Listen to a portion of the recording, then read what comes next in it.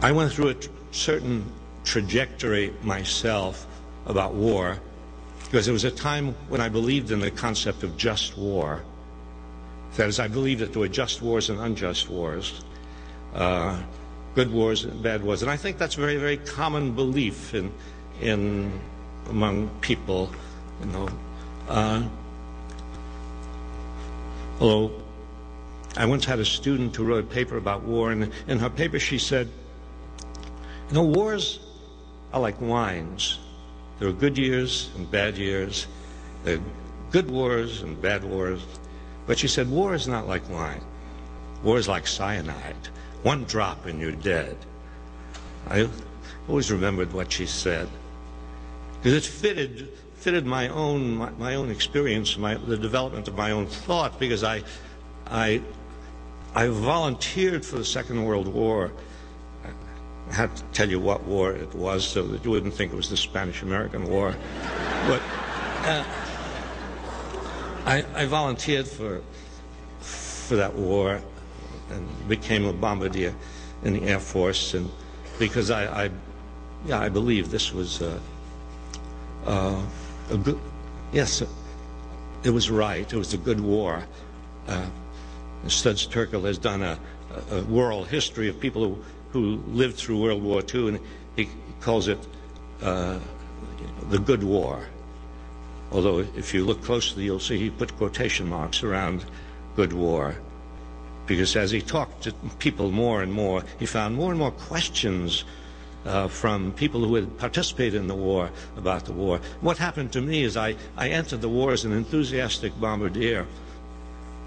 And what could be more just? It was a war against fascism. What could be more evil in the world? I mean, they're trying to portray all these two-bit dictators in the world as Hitler's. No, Noriega of Panama, Saddam Hussein. No, Hitler was evil incarnate, yes, and fascism was evil. And so, yes, I believed in this war, and so I went ahead and I dropped bombs on various cities in Europe, in Germany and Czechoslovakia and Hungary and even France. It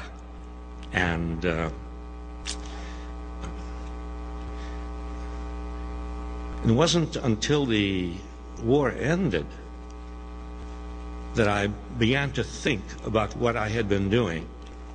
I read John Hersey's account of his interviews with the survivors of Hiroshima. Remember, he was the journalist who went into Hiroshima after the bombing and talked to the survivors. You can imagine what these survivors looked like. People without arms, people without legs, blind, people whose skin you couldn't bear to look at. And he recorded what they told him. And I read that, and I realized that I did not know when I dropped my bombs what I was doing to human beings.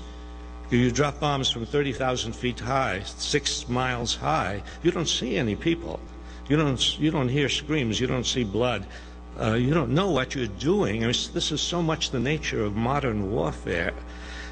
People blithely send off rockets and cruise missiles and drop bombs, and they really don't know what they are doing. And they come back, and you see them on television, exultant. We just completed our mission. I remember those pictures at the end of during the first Gulf War. The pilots would come back for their missions. We hit our targets. The truth is, they did not know what they hit. And so I began to think about that, and began to think about Hiroshima and Nagasaki, and think about those several 100,000 people who died. These were not the people who bombed Pearl Harbor. These were the children of Hiroshima and Nagasaki. I'm going to think about the 100,000 people in Tokyo who died in one night of firebombing in Tokyo in the spring of 1945. One night of firebombing. And we had denounced the fascists for bombing civilian populations. We had denounced them for their cruelty, their brutality, and here we were. And the bombing of Dresden, and the bombing of, 30,000, 40,000, 60,000 people,